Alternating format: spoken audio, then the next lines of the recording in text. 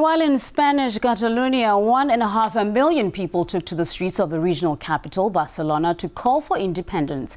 The annual rally attracted a record turnout as Catalonia struggles under Madrid's economic policies. Authorities in Spain's wealthiest region are demanding a €5 billion bailout from central government, saying that's how much Barcelona has been forced to overpay. Let's now talk to Carlos Del Clos, who is a sociologist at Pompeu Fabra University. Good to see you there, Mr. Del Clos. Now, Catalonia marches for independence every year, but this time a record number of people turned out. How bad is the economic situation at the moment? Well, the economic situation in Catalonia, like in the rest of Spain, is catastrophic and getting worse. I think the difference between this year and last year, particularly, is that now the Partido Popular is in the government, and they are a lot more aggressively centralist, and they're a lot more aggressive against sort of the autonomous rights that regions that feel themselves as nations like Catalonia or the Basque region. They're a lot more aggressive in imposing that sort of identity upon them.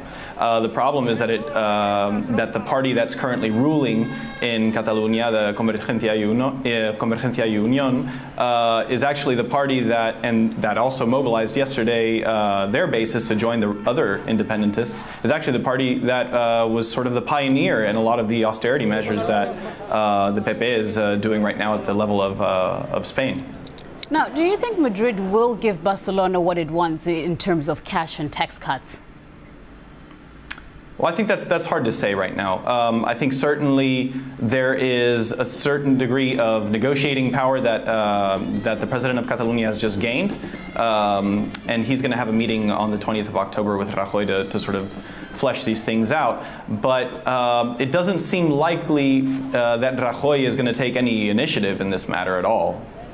Now, given the turnout of these marches, do you think there's going to be more calls for independence that could spread to the rest of Europe? Well, this could certainly serve as an impulse to more sort of secessionist, I guess, sensibilities. The question is, in a lot of respects, what does independence look like right now? In the sense that a break between Catalonia and Spain, for instance, right now also means an exit from the European Union, and Catalonia would then have to renegotiate its entry with the European Union. And it's a similar case in the case of the Basque region or other stateless nations. I guess the main question here is, I mean, would Catalonia be better off on its own?